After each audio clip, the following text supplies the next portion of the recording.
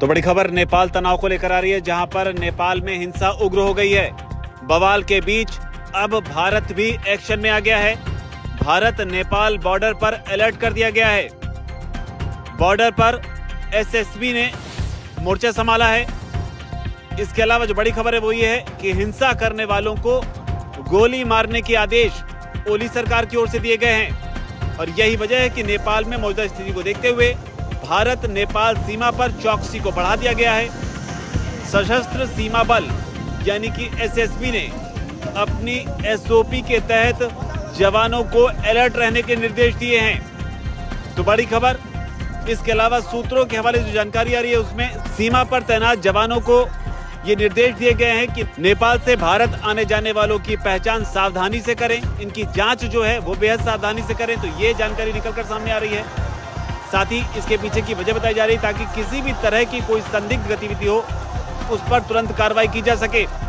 तो नेपाल जो जल रहा है उसकी आंच भारत तक ना पहुंचे, इसे लेकर सीमा पर एसएसबी जो सीमा बल है वो अलर्ट है। उधर नेपाल में केपी शर्मा ओली जो प्रधानमंत्री हैं, उनके इस्तीफे की मांग भी शुरू हो गई है।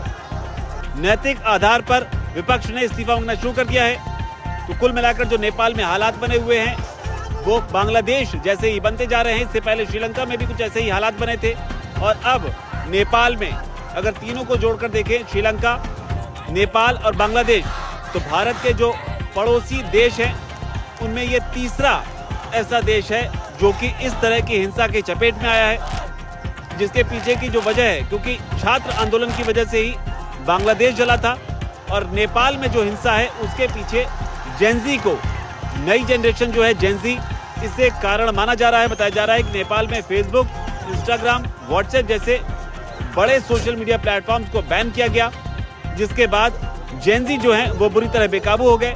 बैन किए गए ऐप्स में यूट्यूब को भी बताया जा रहा है और माना जा रहा है कि सोशल मीडिया पर जो बैन लगाया गया है इसकी वजह से युवाओं में भारी आक्रोश है। राजधानी काठमांडू समेत कई शहरों में हजारों की संख्या में ये उपद्रवी जो है, जेनजी जो है, वो सड़कों पर उतरे और जमकर प्रदर्शन किया। हिंसक होते इस प्रदर्शन को देखते हुए अब सेना को भी इसमें शामिल किया गया है।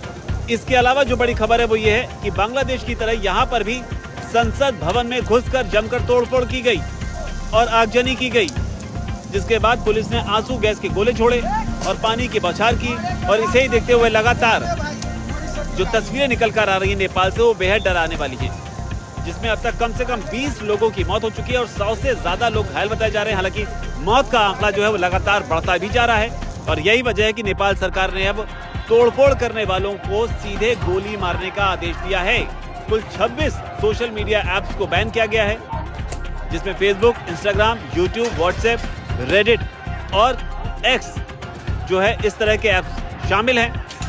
हालांकि नेपाल से भारत के संबंधों की अगर बात करें तो लिपू लेक को लेकर जो ट्रेड रूट है उसे लेकर कई बार विवाद होता रहा है। लिपू लेक का जो ट्रेड रूट है उसको नेपाल जो है अपना बताता रहा है, उस पर अपने अधिकार होने का दावा करता रहा है, जबकि भारत स्पष्ट रूप से इस पर कहता रहा है कि दावा सही नहीं है। लेकिन फिलहाल नेपाल जो है वो खुद जल रहा है और जलने के पीछे की वजह जो है वो लिपू लेक तो नहीं है, लेकिन 26 सोशल मीडिया ऐप पर जो बैन लगाया गया उस वजह से ये हालात बने हैं। हालांकि फिलहाल नेपाल को चीन की ओर से भी झटका लगा है, जहां पर एससीओ समिट में जो भारत को लेकर विवाद था उसे लेकर चीन ने स्पष्ट कह दिया था कि आपका आंतरिक मामला है। लेकिन अब जो लेटेस्ट डेवलपमेंट नेपाल से हो रही है, क्योंकि इससे पहले चीन की वजह से नेपाल सुर्खियों में था, लेकिन जो अभी फिलहाल अंतर्राष्ट्रीय मंच पर नेपाल सुर्खियों में है उसके पीछे की जो बड़ी वजह है वो तस्वीर के रूप में आपके सामने है, जिससे आपको अंदाजा लग सकता है कि नेपाल किस कदर हिंसा की चपेट में आ चुका है।